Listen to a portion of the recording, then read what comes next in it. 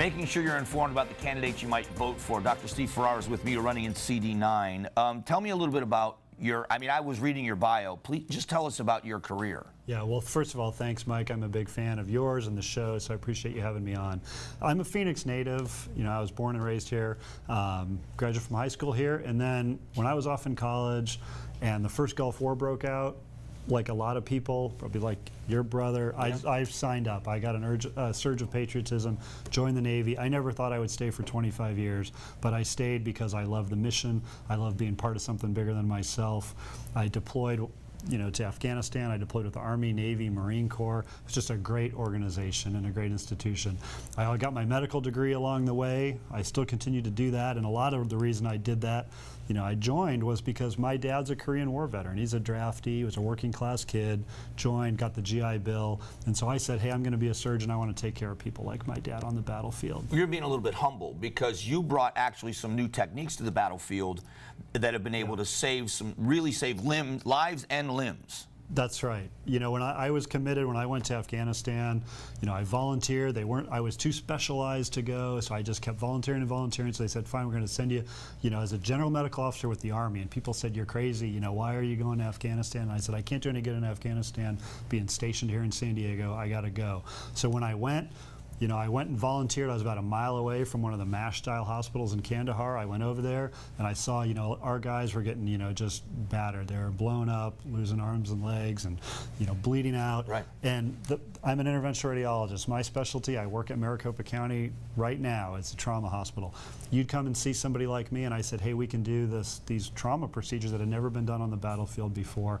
It's just like MASH. I go to the supply officer, and I said, hey, if you can get me some basic supplies, we could start doing this. And at first they said, no, we've never done that before. So I had to end around the system. I had to just have my tech in San Diego. I sent her a list. I said, put this stuff in the Postal Service and mail it to me. It's about $100,000 worth of supplies. People said, you can't do that. I said, I'd rather be right and do the right thing and bend the rules. And you know what? They changed the rules. We started doing interventional radiology out there.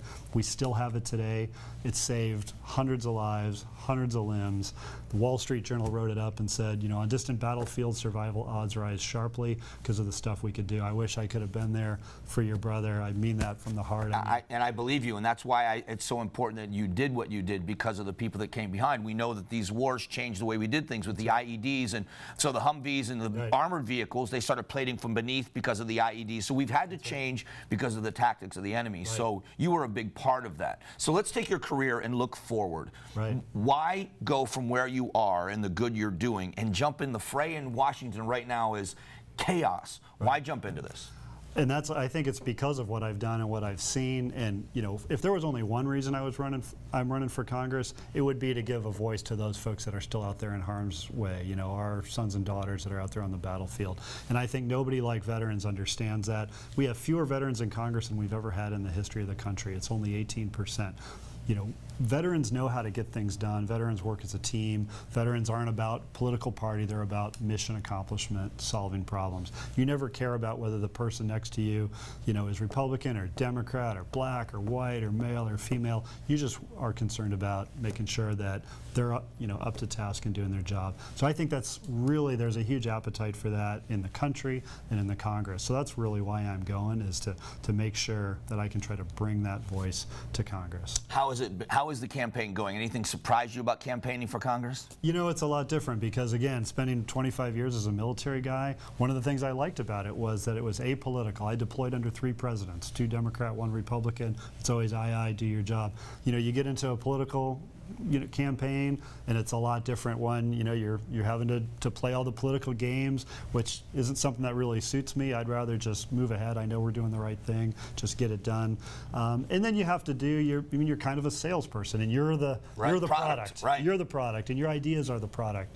And so again, for me, that was a transition, but it's been great. I've gotten to meet so many more people than I've ever would have met. It's expanded my orbit, small business owners, people from every walk of life, and it's terrific. So that part has been really invigorating. The best part of this job for me is getting to meet people for the first time and reading your bio before I had met you and hearing great things about you. I was so impressed when I met you and the campaign you're running. There's been no love lost between Greg Stanton and I in the city of Phoenix, but a Phoenix native committed to the country and the military, doing it for the right reasons. I just hope people will go to your website to learn about your campaign that live in CD9, because I think when it comes to the options that are there, you give such a viable option. Forget the political R&D. You give such a viable option to people, practical, service-oriented. It's just a terrific website and a terrific campaign, I think. Well, thanks for saying that, Mike. And I think there's a stark choice between me and Greg Stanton. Greg Stanton is a career politician. He spent almost 20 years in city government.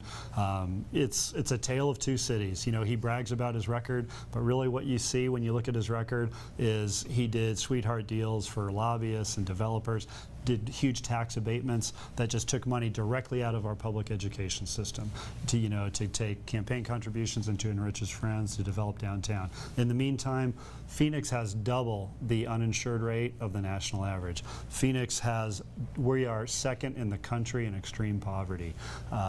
We have a lot of challenges, in Phoenix. We have this light rail system that we're paying that's a crime magnet. Violent crime is up 50%.